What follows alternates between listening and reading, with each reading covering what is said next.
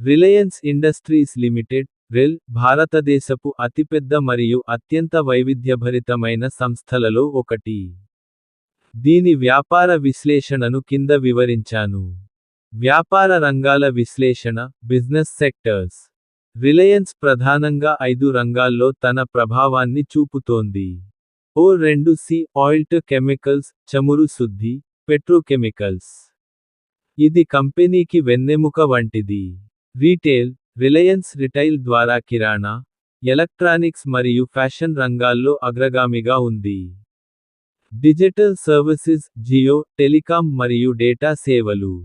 New energy, పునరుత్పాదక ఇంధనం, green hydrogen, solar పై భారీ పెట్టుబడులు.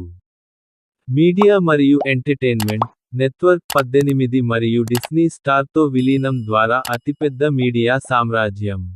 మార్కెట్ క్యాపిటలైజేషన్ రూ. 18 మరియు 50 పైసలు, 20 లక్ష రూపాయలు కోట్లు. భారతదేశంలో అత్యంత విలువైన కంపెనీగా కొనసాగుతోంది. వార్షిక ఆదాయం, రెవెన్యూ, రూ. 12 లక్ష రూపాయలు కోట్లు. జియో మరియు రిటైల్ రంగాల విస్తరణ వల్ల ఆదాయం స్థిరంగా పెరుగుతోంది. నికర లాభం, నెట్ ప్రాఫిట్, 85,000 రూపాయలు, 95,000 కోట్ల రూపాయలు. ఎనర్జీ మార్జిన్లు మరియు జియో టారిఫ్ పెంపు లాభాలను పెంచుతాయి. Debt equity ratio 0.2, 0.3. కంపెనీ అప్పులను తగ్గించుకుంటూ, నెట్ డెట్ ఫ్రీ దిశగా వెళ్తోంది.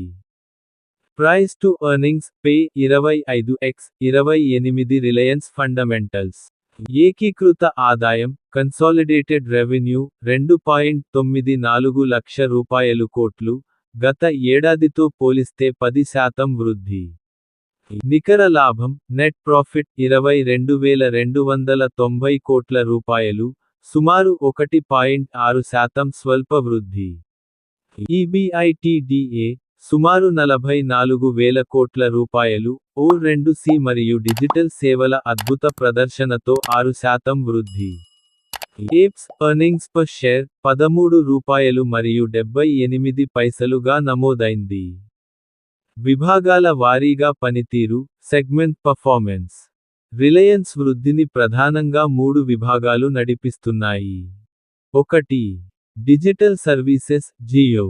ఆదాయం, 43,683 కోట్ల రూపాయలు, 12.7% వృద్ధి.